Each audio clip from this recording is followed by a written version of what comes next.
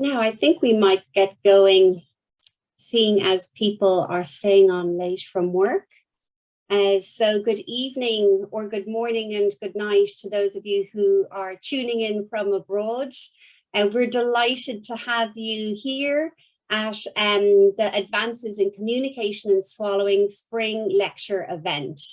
The editorial board are particularly excited because this is our inaugural CPD event that we're offering to the journal readers. So thank you very much for tuning in to what we hope will be a fantastic event. So I would like to introduce our speaker for today, who seems surprised by his lovely photograph. Those of you who have already read some of the articles in the Advances in Communications Swallowing journal will be familiar with Dr. Shaun O Keeffe. So Shaun is a consultant geriatrician and honorary personal professor of medicine in Galway University Hospitals. And Shaun has already published widely in the area of dysphagia and also has an interest in ethical issues in the care of older people.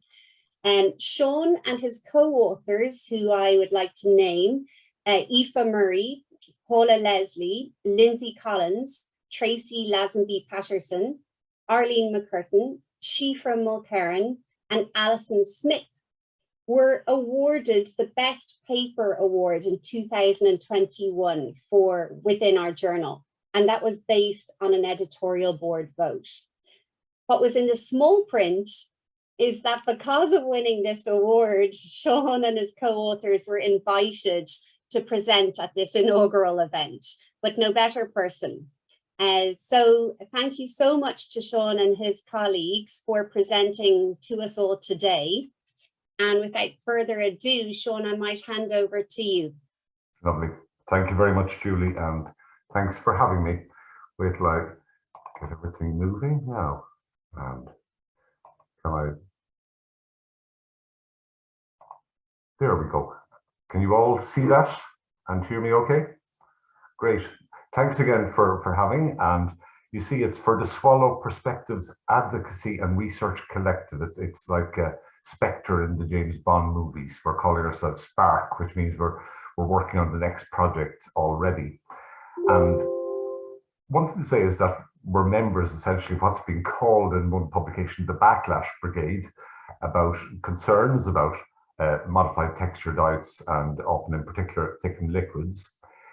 And this talk is going to be about a subset, if you like. It's the idea of risk feeding, which has taken over really quite dramatically in recent years as a concept, and one about which we've concerns, and we've published with Aoife and Shifra before on this.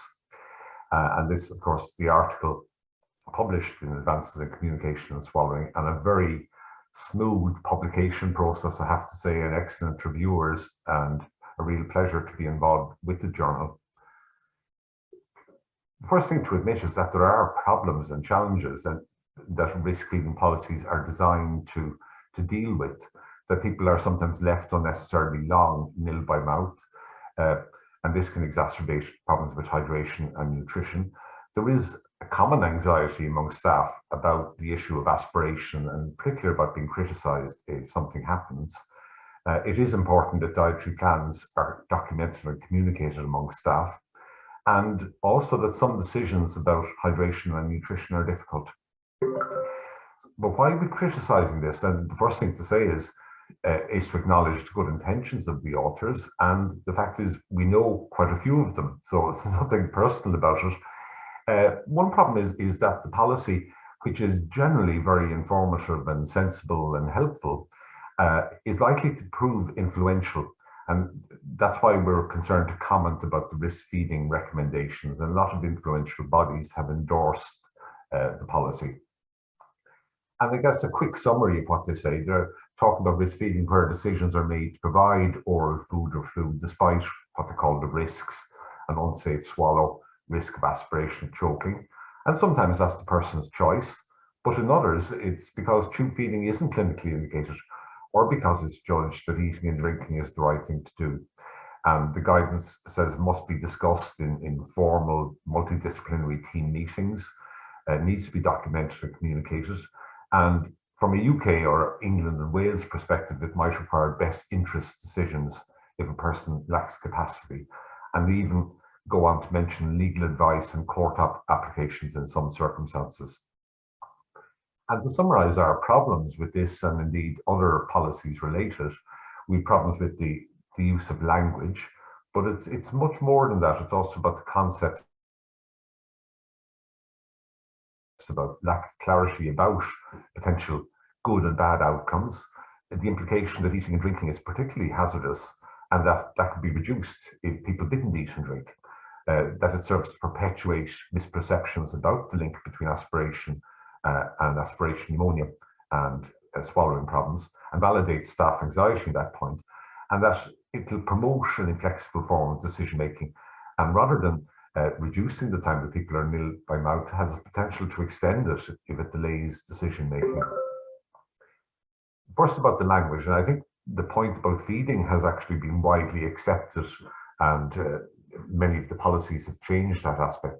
As I say, I think it's okay for techniques like hand feeding or tube feeding, but for others, animals feed, not humans.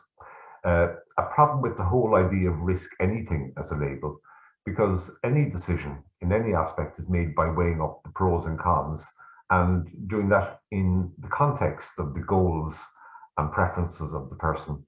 And risk anything is meaningless without reference to specific risks and how likely they are, how severe they are. There's no such thing as no risk anything. And then a horror of seeing this take off, and we'll end up with risk feeding, and then the physios want risk walking and risk bathing, and all of the various permutations that are possible. Another one that I mentioned that's highlighted in the paper is the idea of defining a person's swallow on a kind of categorical basis, being safe or unsafe, or even words like high risk. And it's not a criticism, it's just that they're necessarily arbitrary and assessor dependent. And in fact, the Royal College of Physicians guidance itself says an attempt to categorize someone's abilities on a continuum is always arbitrary. And that's even more so where it's not on the continuum and you're simply doing it as safe or unsafe. It says a swallow assessment can be difficult to perform. It will often err on the side of considering swallow to be unsafe. So there's the risk of individual assessors being particularly risk averse. We know there's poor test-retest reliability, inter-rater reliability, even with experienced raters on things like instrumental assessments. Again, that's not uncommon. An awful lot of assessments, whether it's medical or whether it's by SLTs in other things, including, for example, echocardiography, for example, the same problems have been seen, but it's important to recognize. And then the whole idea of an unsafe swallow that you've defined on, say, penetration aspiration scales, they're actually quite common if you go doing instrumental tests of healthy older people, as in a series of papers by Butler and colleagues. There is limited evidence that the greater the degree of aspiration on VFSS, the greater the subsequent risk of adverse pulmonary events like pneumonia and pneumonitis. On the other hand, an important paper by Bock and colleagues, a large retrospective review of people with documented aspiration on VFSS, found no difference over more than 4-year follow-up in the time to serious pulmonary events or survival in those on different options, including modified texture diets and nil by mouth. And those authors concluded our data would suggest the severity of aspiration has no significant effect on overall mortality, and altering diets to restrictive consistencies or even nil by mouth has a profound effect on quality of life, but may have little effect on the natural clinical course of dysphagia. So it's not a done deal in terms of a label based on an instrumental assessment of safe, unsafe. The other term, of course, that gives rise to problems is the very term aspiration pneumonia, that you get pneumonia because you get bugs in the lung, pathogenic bacteria, which often colonize oropharyngeal secretions. Hollar's comment that it's not possible clinically to distinguish, or radiologically for that matter, to distinguish pneumonia due to aspiration and pneumonia from other causes. So it's simply a label for an infective pneumonia in somebody with a predisposition for aspiration. So another common LANSPA designation used for pneumonia in an older patient with greater comorbidities in effect. And of course, we had the famous Hillary Clinton during that presidential campaign, where it was a campaign to label her coughing fit as being aspiration pneumonia is common in Parkinson's disease patients. So it's a label that has problems. I said, what risk and how great a risk? Well, the RCP guidance talks about a perceived risk of choking or aspiration. Perceived there is my emphasis or our emphasis. And the question becomes, whose perception and is it justified? And one of the few papers on risk feeding and policies and their outcomes acknowledges that the risk giving rise to staff concern may be small or putative. Unacceptable coughing is one of the risks. Unacceptable to whom? It's absolutely fine if it's unacceptable to the person who eats and drinks with difficulty. But many of them will actually decide whether pleasure and relief will outweigh what are often distressing symptoms. They'll make the call.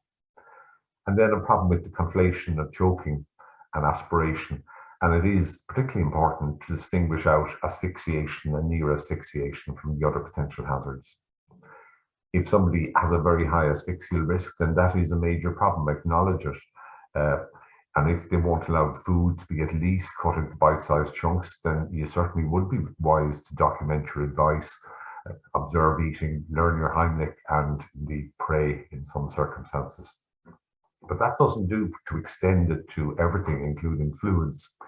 And if you're talking about risks of outcomes with swallow management interventions, then the risk to quality of life is worth as much consideration as anything else. So if you're coughing and choking, well, that interferes with quality of life, but so too does hunger and thirst. And you get this balancing act required in that people are sometimes both distressed by food and fluid going the wrong way, but also desperate to eat.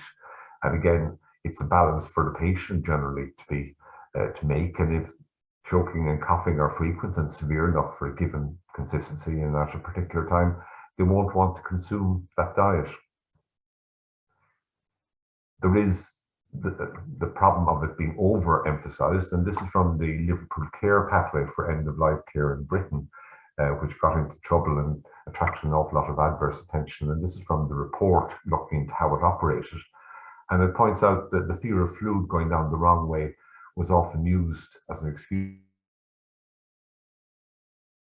to withhold oral fluids, rather than simply making practical decisions based on the symptoms in a particular patient. And it's a matter of what's going to cause the more or the least distress in that individual, rather than simply saying going down the wrong way, you must intervene. The point about risk to life and health, there is asphyxia, there is pneumonia, there's also malnutrition and dehydration and acute kidney injury. And you really can't highlight one bunch of risks and ignore the other ones that may result as a result of an intervention. If you come to magnitude, then very little is risk-free. Certainly asphyxiation may be life-threatening, but most other things are in between. Immediacy, well, asphyxiation, no doubt, but the whole issue of pneumonia is disputed and unclear. And then the certainty of a link between oral intake and outcome. It's certainly very definite if somebody asphyxiates on a large chunk of meat, for example, but it mainly is about degrees of evidence. And to be always conscious that you can talk about risk feeding, but there's a massive risk to not feeding and to leaving people without adequate food and fluid. And this is a very unpleasant case of a poor chap with Down syndrome who died in Manchester, swallowing difficulties, nil by mouth, put on an NG tube that he found uncomfortable, and then was left without anything for 19 days. So very real hazards as well by being over-conscious about swallowing difficulties and its potential hazards. Paula Leslie spoke about the obsession with aspiration and addressing our fellow speech and language therapists. We're obsessed with aspiration.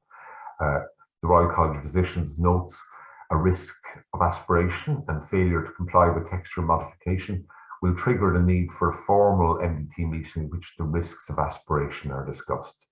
So while they acknowledge elsewhere in the guidance about the lack of a clear linear relationship Nevertheless, the whole policy is predicated on the risk of aspiration being a particular problem. Pneumonia isn't a direct and inevitable consequence of aspiration. Not all who aspirate develop pneumonia, and many who develop pneumonia are not aspirators. And of course, the famous Langmore paper, where dysphagia wasn't the strongest predictor of so-called aspiration pneumonia. No matter what you do, whether it's put in tubes or make people nil by mouth or put them on modified diets, it's not going to stop colonized oropharyngeal secretions, particularly from a dirty mouth ending up in the lungs and causing infection, and particularly if somebody is immunocompromised in some way. So, and the underlying misperception in the breastfeeding policies is that there is that strong link between aspiration and potentially fatal pneumonia. Do modified diets reduce pneumonia? 17 high-quality systematic reviews. I think one of them was Margaret Walsh, if I recall correctly, and then the single randomized controlled trial in people with Parkinson's and dementia. And conclusion from the reviews, I think that's a fair summary. There's no evidence that texture-modified foods and thickened fluids can prevent aspiration pneumonia in persons with chronic dysphagia. This is from the really very good textbook. I think it's the most recent one devoted to dysphagia from Groher and Crary, and their conclusion when they looked at diets, we've no strong guidelines to match a diet level for degrees of thickened liquid to a patient based on clinical or imaging studies. And that has important implications, particularly about language. It doesn't mean that one can't discuss it or offer it as an option or see if it be acceptable or whether a trial might be considered, but it just means you don't get "you must" language. You might have perhaps a maybe and can't be sure, and you might want to consider. The whole language changes once you acknowledge the lack of those strong guidelines and strong link. And a lot of the problem we have with breastfeeding policies is the weak basis of the recommendations that people want to disagree with. It doesn't seem a very strong basis for going to the wall and having policies that themselves can cause problems. The other one that's very important, and it was a feature of the Robbins randomized trial, was that in fact those who were on the thickest liquids in those trials had more pneumonia and had pneumonia that kept them in hospital for quite a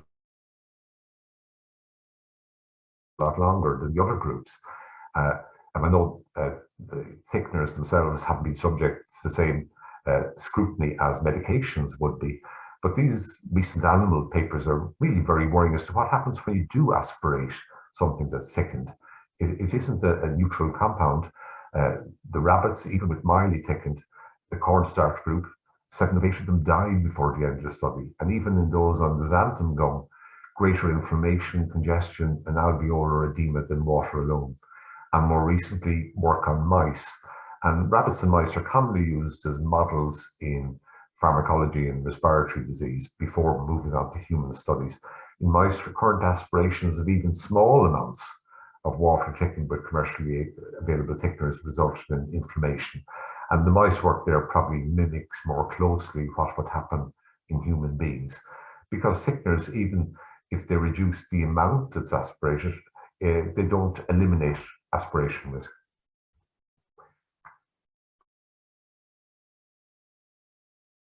One of the issues that is in the Royal College of Physician guidance is the idea that we need to plan.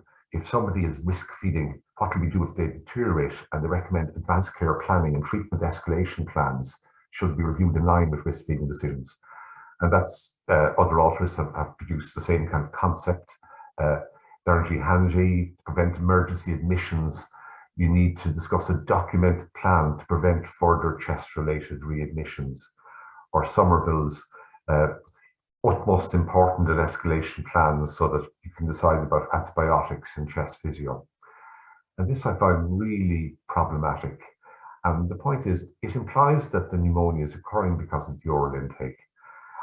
Nothing wrong at all. I'm all in favor of advanced care planning for people who might die shortly. That's just good practice. And that may be the case for some, but certainly not for all who get repeated chest infections or have swallowing difficulties. Why should the possible etiology of pneumonia matter in the slightest? And why should those who have an unsafe swallow, eat and drink be treated differently, have different pathways, different treatment, different recommendations from other groups who are prone to chest infection, like bronchiectasis or COPD. And why, unless somebody really is close to that, why wouldn't you consider giving standard care for pneumonia? And that would include antibiotics and admission to hospital if required, just because it's attracted the label of aspiration pneumonia. And to an extent, I feel there's almost a punitive element to it, saying, when you've decided to eat and drink, even though your swallow's bad, you need to acknowledge the inevitable consequences of your choice. Or how dare you use scarce healthcare resources, since the infections are your own fault if you won't swallow our advice. And not only is it not justified, it's not a reasonable approach for anybody. So I simply don't see why, except if somebody is very close to the end, that you would have a different plan for such people. I acknowledge there's staff anxiety about aspiration, not necessarily that it's well-founded. And it's not only SLTs, but in fact, nurses and dietitians believe even more importantly about the hazards of aspiration. And people note aspiration pneumonia feels different. I'm implicated in some way. I've taken on a burden of guilt if I'm giving food and fluid to somebody who has an unsafe swallow. Risk feeding policy suggests you're right to be worried. You know, we have to put this policy in place because you are actually causing pneumonia if you're giving food and drink in these circumstances. This is from The Guardian. Yes, there's something to see it. It's actually a fascinating article dealing exactly with some of the issues I'm talking about and pointing out the amount of upset it causes.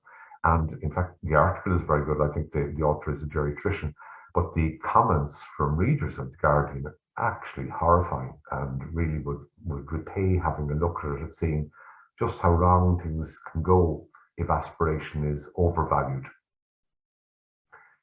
This is a paper from earlier this year, fascinating one, in which they looked at, they call it ethnographic relationships between SLTs and nurses, in this case on stroke and rehabilitation units. And the nurse is saying it's, the speech and language is saying it's in my head. If someone's borderline, be careful, just put them in my mouth. And the nurse is feeling they have to follow instructions, no matter what the patient wants, that it's binding, that, you know, speech and language therapy, my God, your orders are sacrosanct. My orders are sacrosanct. If I prescribe medication, the patient won't take it.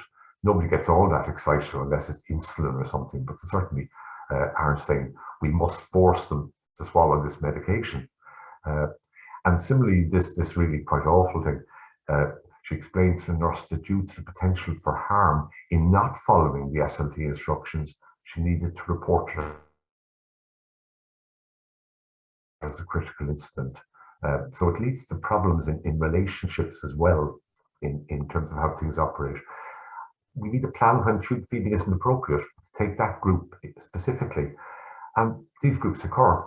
And tube feeding is going to be indicated if the person doesn't want it. Sometimes it's simply technically not possible. And then in things like end-stage dementia, it isn't indicated because it doesn't do what it says in the tin in terms of improving nutrition or survival. That's not to deny that the decisions can sometimes be complex. Certainly, there should be no blanket ban in dementia by dint of dementia. End stage is a very specific time in progression of something like Alzheimer's disease. And sometimes pros and cons are finally balanced, and people close to the person will find a recommendation for no tube hard to accept. But once the decision has been made that tube feeding isn't indicated or possible, well, then the die is cast. There is no plan B, even if there are risks. How else are they going to get food and fluid in for any kind of period of time unless they eat and drink? And leaving people nil by mouth in these circumstances simply isn't acceptable or appropriate. That's not to deny that there may be difficulties in maximizing oral intake and maximizing pleasure, minimizing distress. These are practical problems, but they're not ethical problems. You're just doing the best in a difficult situation. And if you like the decision not to tube feed, the ethical problem has occurred earlier. It's been dealt with. Whoever has made the decision the consequences for those later are absolutely clear. It's giving as much food and fluid orally as possible. There is a need always for flexibility in decision making. And one of the problems is labels like for or against risk feeding suggest that everything is fixed, it's in place. Swallowing abilities can fluctuate. People tire. You can be better one day, better than others. And people need to have and use common sense and flexibility in judgment. Even if somebody is for risk feeding, that's not carte blanche to give it food and fluid when they're lying flat or reduce consciousness.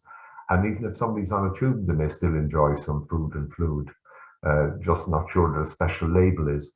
But one of the problems with flexibility is that if a decision made by a policy has needed to go through a mandatory multidisciplinary meeting, does that actually mean that somebody who's thirsty on a hot summer's day and says, no, I won't have my fluid taken, give me water, please, can't have it?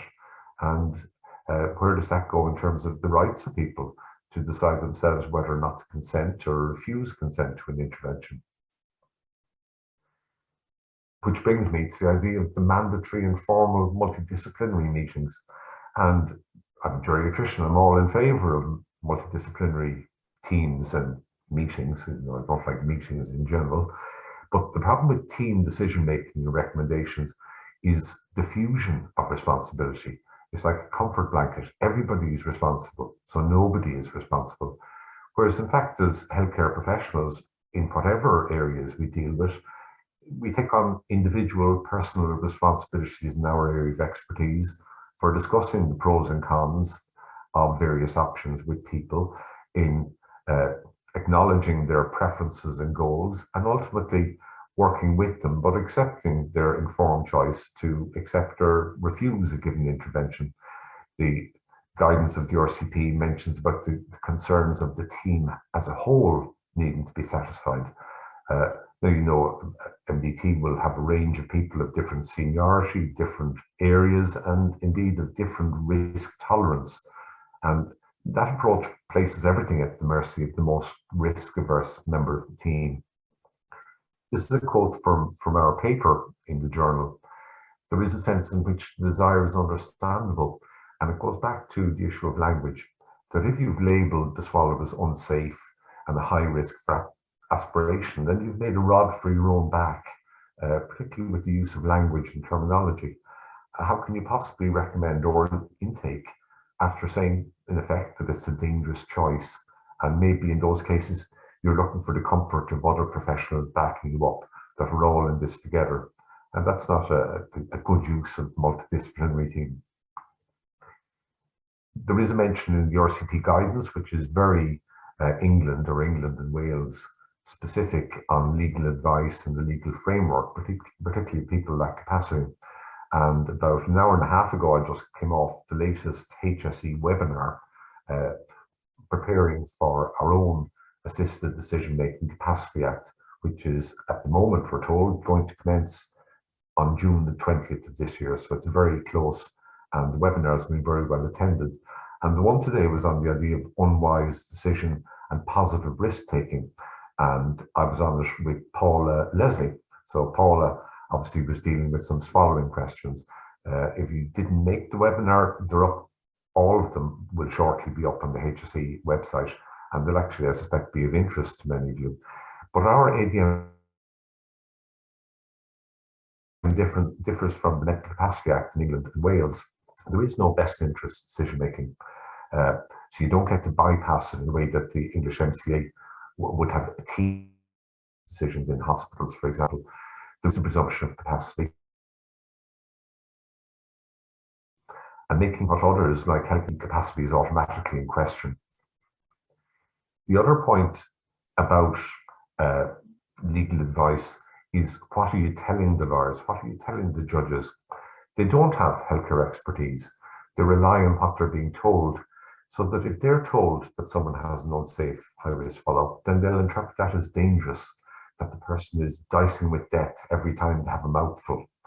And they're going to make judgments accordingly if somebody does lack capacity.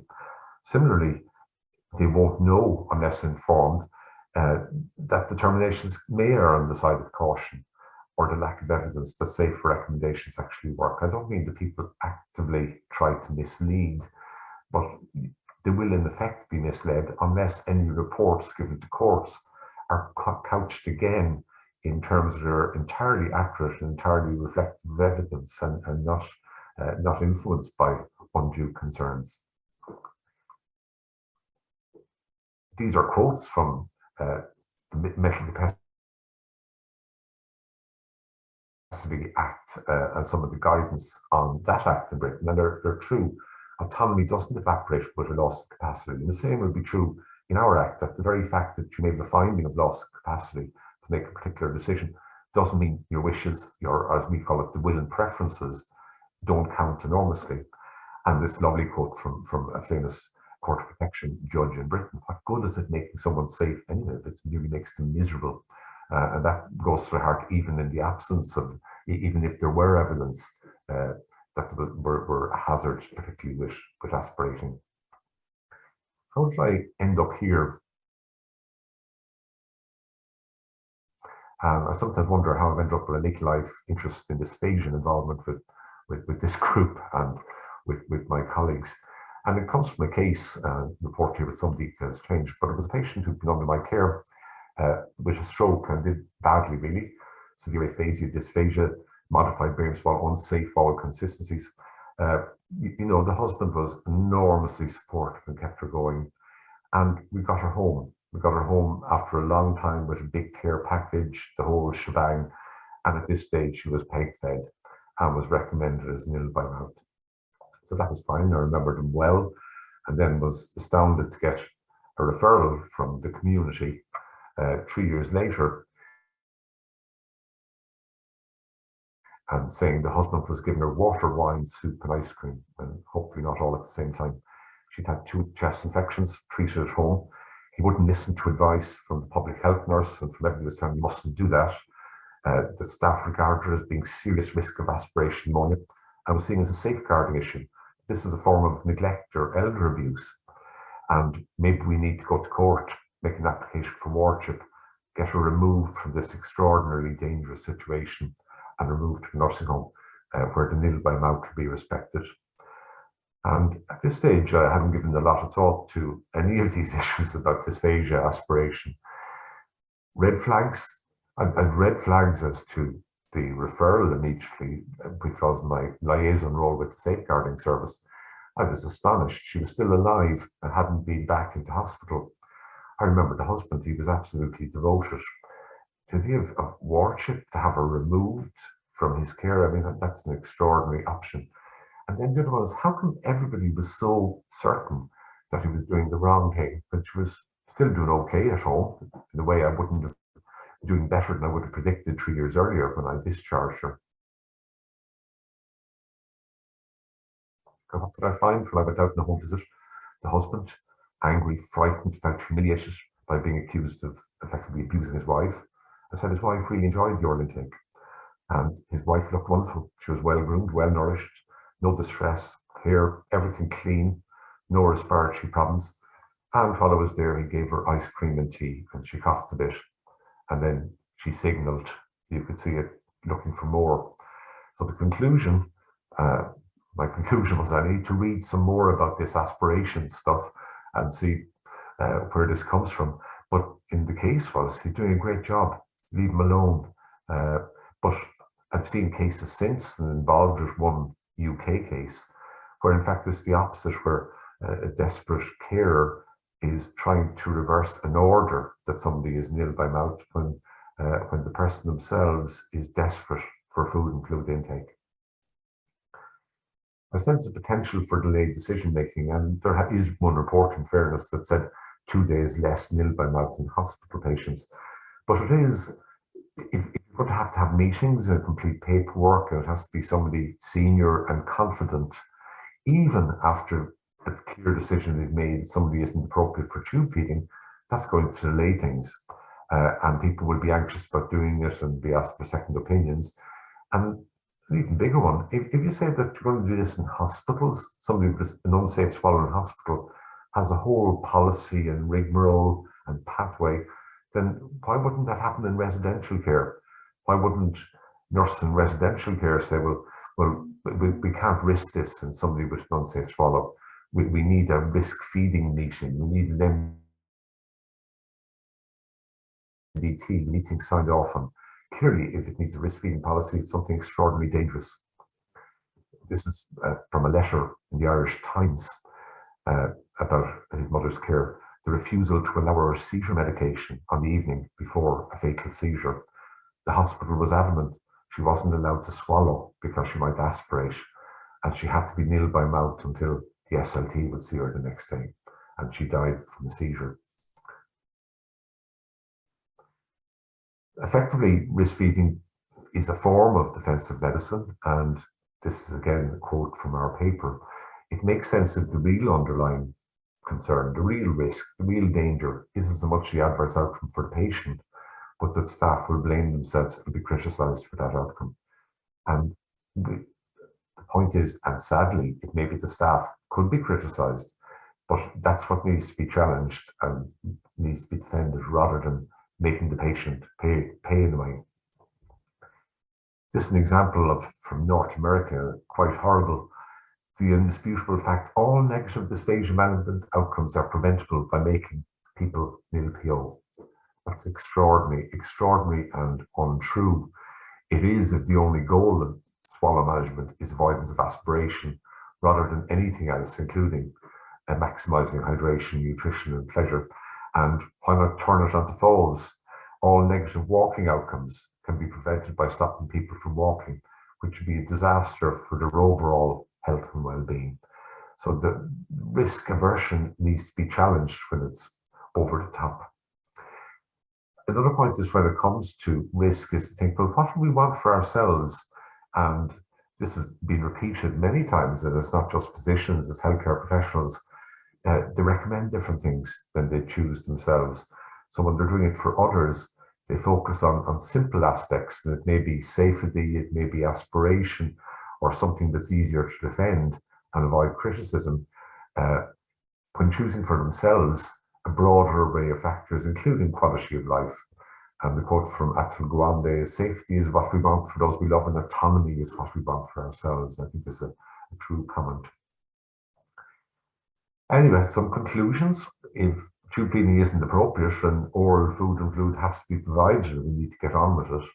That while the policies are well intentioned, that they actually run the risk of perpetuating unwarranted professional anxieties, and again, emphasising that there is a clear and preventable link between aspiration when eating and drinking and pneumonia. We concluded that there's a general need to dial back the rhetoric, and that includes the language used, and particularly dichotomous uses like unsafe swallow or failing in assessment, to remember that the hazards of not eating and drinking are at least as important as those associated with eating and drinking. And ultimately, we were very keen when writing the paper is to make the case and say, Lord, could we not have these policies becoming kind of the standard of care without adequate thought or consideration, without emphasising education of everybody. Thank you very much for your time.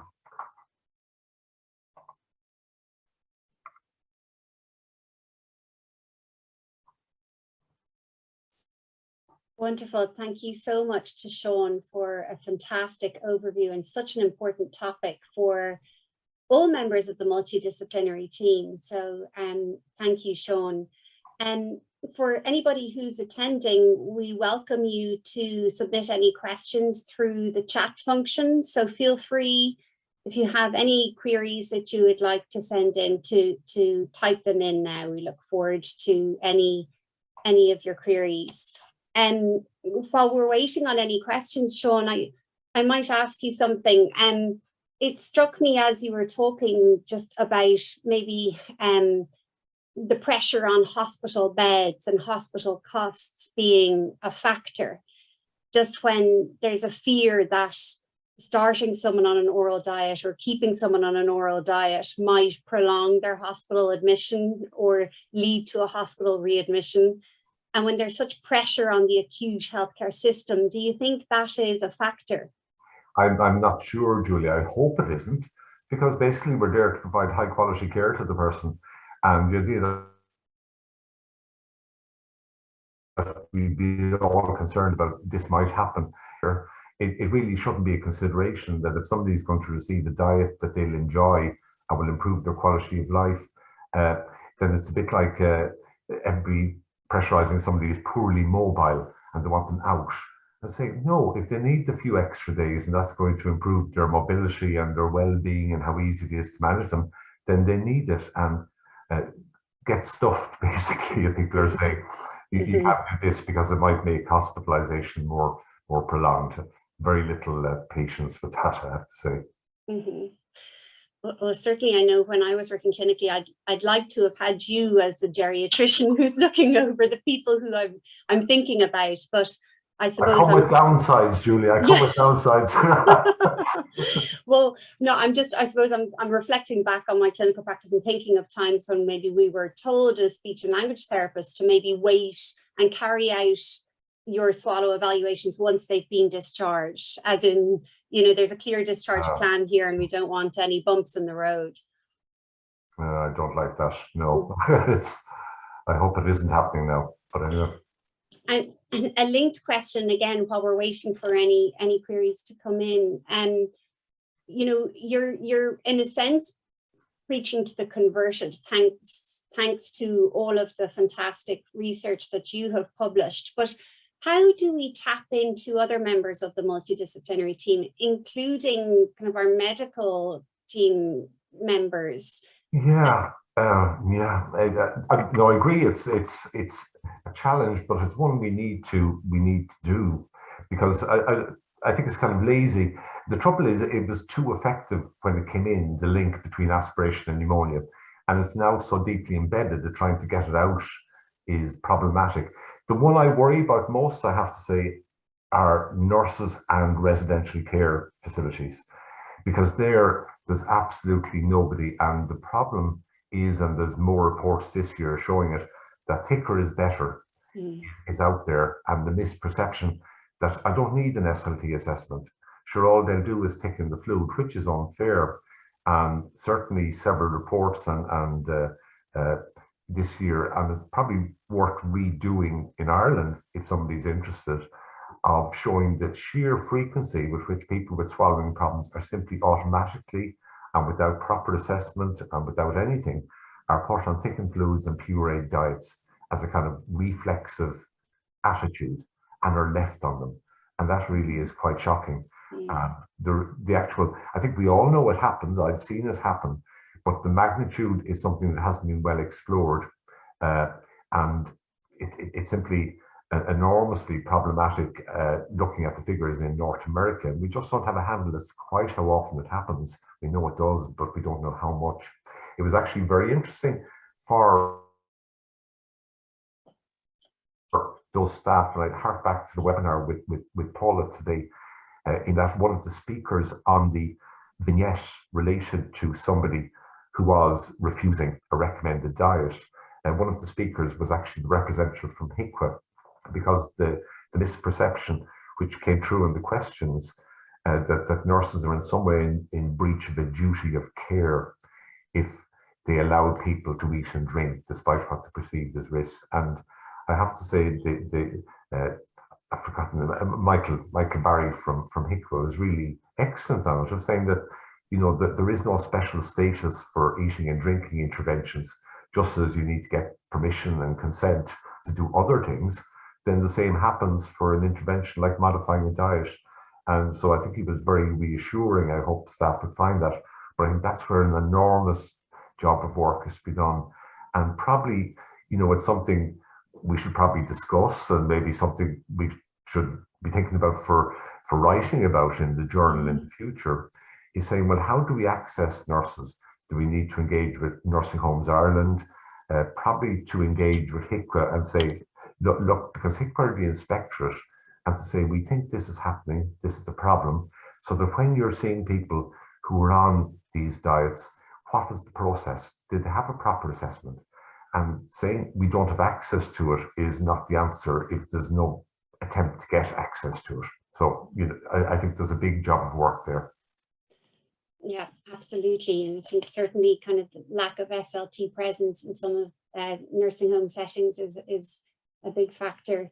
And we have some great questions coming in, and one from Denise Hilton. And do you have any suggestions on terminology which would be suitable instead of unsafe swallow or high risk of aspiration for documentation to help to start this change?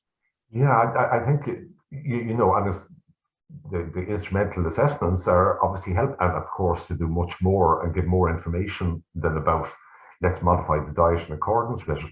I think the worst is a categorical safe, unsafe, because it's on a continuum basically. And anything on a continuum, you don't. You say how much and how bad. One is about what's put on reports. So even if one observes aspiration with X, Y, Z, even putting down, I don't mean disclaimer is the wrong word, of a reminder to everybody that, of course, this could be different a few minutes later, or a few days later, or a few hours later, or with different, and this doesn't prove that you have to do a given intervention. Because another one that comes up is the idea, what if somebody on, say, thickened liquids or a modified texture diet gets a pneumonia? And I'm not entirely convinced that everybody doesn't say, well, that proves they need the modified diet, rather than perhaps saying, well, actually, bloody hell, maybe that stuff is going down the wrong way and inflaming their lungs like the poor rabbits and mice. So it's about not having a complex subject reduced to very simple terms, and very simple terms that other specialties are liable to think, oh, I know what that means, if they don't, you know. So I think it's a whole rejig. I suspect not to make it simple by saying safe, unsafe. Fantastic. Thank you, Shaun. And we have a comment here from Andrea. As an SLT working in the UK, I'm driven insane by the obsession by the wider MDT with aspiration pneumonia and how it's SLT's fault if anyone develops pneumonia, which, as you've highlighted, doesn't match the evidence. Yeah, no, absolutely. Couldn't agree more, Andrew. And a question here from Sinead. And do you think the commencement of the ADMA will facilitate people's preferences being heard more robustly or prioritized, and more patient involvement in clinical decision making? Yeah, I do. Or at least that's very much my hope. That's the intention of it. So I guess if we look at when put it this way, the Act is written assisted decision making with capacity in brackets. It's not the other way around, capacity with the assisted in brackets. So the focus is on assisting, and the focus is on will and preference. The risk, and I guess it's the one that the webinars are all trying to forestall, is that people will go, brilliant, the Act is in, now we're able to do an assessment of capacity, find that capacity, and then make them do what we think they should do. Whereas in fact, that's the exact opposite of what the Act is meant to be working, which is actually you support people to decide, and even if they lack capacity, you're interested in how you can give effect to their will and preference. So it still counts. So it's not a coercive bit of legislation.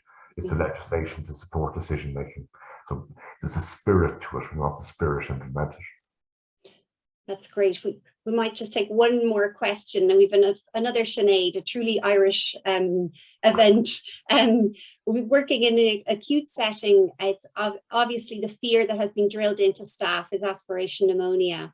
And with your evidence, it's suggesting that the lack of evidence that food and drink is causing aspiration pneumonia. So where do you think the SLT's role falls then within dysphagia management? Oh, listen, if I have dysphagia, I want an SLT. But all I don't want is it's going to be my choice if an intervention or a trial of something is suggested, then I'm the boss and saying, well, I don't want to try that, or I won't try that, or I tried that. Bloody hell, that liquid thickened is disgusting. And I'm sure you've all seen thickened tea and thickened whiskey. Oh God, you know. So it's knowing your role. So you're the ones. Similarly, you may well say people should have sufficient common sense to know you don't give food and fluid to somebody who's drowsy or lying flat and all this. But common sense is often in short supply, so you need to give it.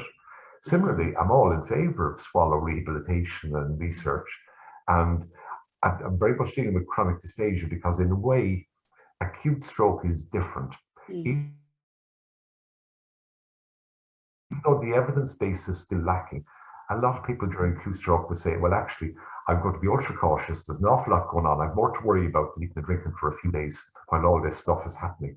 It's really in the chronic term or in the rehabilitation term or community or the long term that these come in. So no, SLTs, yes, and more and better, and SLT access in residential care, absolutely desperately required. But it's just not having it all about aspiration. And, you know, it's kind of happened, it's got out there. And I guess your new job is to try and put the genie back in the bottle to an extent. It's like, hold on, you know, life moves on, the trials have been done, we've had the reviews, and could we just say, no, somebody coughing while drinking, coughing is a protective device, that's great, unless they're coughing with enormous distress. But I like coughing, okay. Brilliant. And I think I had missed a question, as someone's asking if this applies to pediatrics, and I suppose a different, yeah. I'm here. I am going to be very. I'm a geriatrician. I'm not going to step outside of it. But there's actually, and I can't think of it on one of the slides, and you can have the slides and the presentations being recorded. But Tracy Lazenby-Patterson, who's wonderful from Scotland and is one of the co-authors, published one on do tick and liquids have any place in the toolkit for adults? And in the same journal, there was a paper with the same question for pediatrics, looking at it. I think the conclusion, and don't go by me on anything pediatrics, was some of the same issues, you know, which again, you're concerned about asphyxiation, all those issues in pediatrics about emerging and people are undergoing particular therapies. The evidence base is a bit lacking as well, but some of the issues are different. But I read it some time ago and it was outside my area. But if you look up Tracy's name and publication, you'll be able to find the sister publication in the same journal, which was actually very, very good and very readable. Recommended. Brilliant. Well, Shaun, thank you so much. I think we've milked you dry at this stage, but we're so appreciative of your fantastic talk and of your support for the journal. And, you know, we really want to focus on the multidisciplinary aspect and the international focus of the journal, and you really contribute to that. So thank you so much again. My pleasure entirely. Thank you, Julie, and thank you, Irene. Thank you, Shaun. Great, and on that note, then I might hand over to Irene, who just is going to give a quick word on the journal. Will I share my screen, Irene, or are you going Please to? do, that would be great. Thank Perfect. you very much. Great, thank you. That's fantastic, thank you. So yes, well, welcome again, everybody. I know some people are probably leaving the room at this point, but just this is a chance for us to kind of highlight the journal, given that the paper we've just heard about was the prize-winning one of the most recently published. So our story so far, we'll just keep it very quick because we only have a couple of minutes. Julie, if you could move to the next slide for me, please.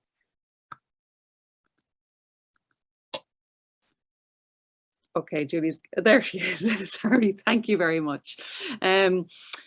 Just for those of you who don't know about the journal, you know, we reinvigorated the Irish Journal, or the Journal of Clinical Speech and Language Studies from previous years. And now we have the brand new Advances in Communication and Swallowing.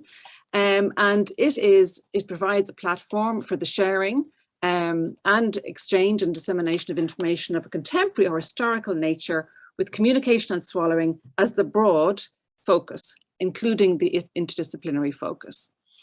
We are very proud that we have a truly international editorial board representing, I think, over 7 countries and across 3 continents. So we're very pleased about that. So far, we've published 2 issues, volume 24, and papers in volume 24 are openly available. And this was to celebrate, I suppose, the launch of the journal. So they will remain openly available for just 6 months. We are also in the process of preparing volume 25. Issue 1 should be out shortly. We have a number of special issues planned, and guest editors have been invited and have accepted, with some arm twisting, but they have. So we look forward to those. We're all the time looking at different kinds of submission types, including, for example, spotlight on articles, review articles, research articles, commentaries, and other types. We like to think, and I think we are working hard on this, and it is happening for the most part, a fast peer review process. We are on the case when the papers come in and try to progress them as quickly as possible. But of course, we're reliant on our reviewers, who so far have been fantastic. We are indexed on Google Scholar, but we are pursuing, inclusion on other databases with iOS Press, our publisher.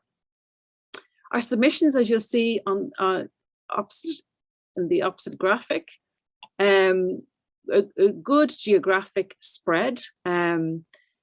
Europe, obviously, leading, but that's where the home of the journal is. But also we have other submissions from North America and Australia, New Zealand, etc. So we're very proud of that.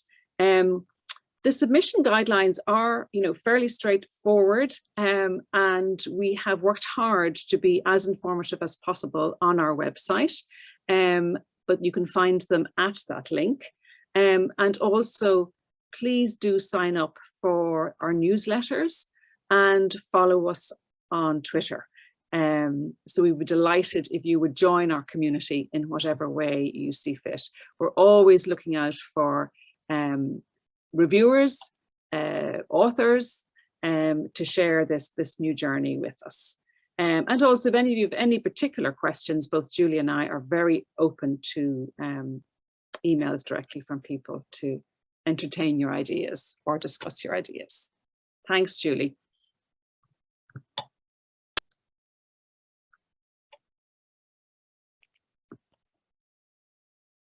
Great. Well, thank you very much, Irene. And on that note, we'd like to thank all of you for attending this very first online lecture event. We hope to be able to provide another event in the autumn. And this is a journal for the reader. So if any of you have any ideas for future events, or if you'd like to contribute, we look forward to hearing from all of you. But in the meantime, thank you so much to all of you for attending this first event. And thank you once more to our presenter, Dr. Shaun O Keeffe, for a fabulous first presentation. So thank you very much to everybody, and we look forward to linking in with you all soon.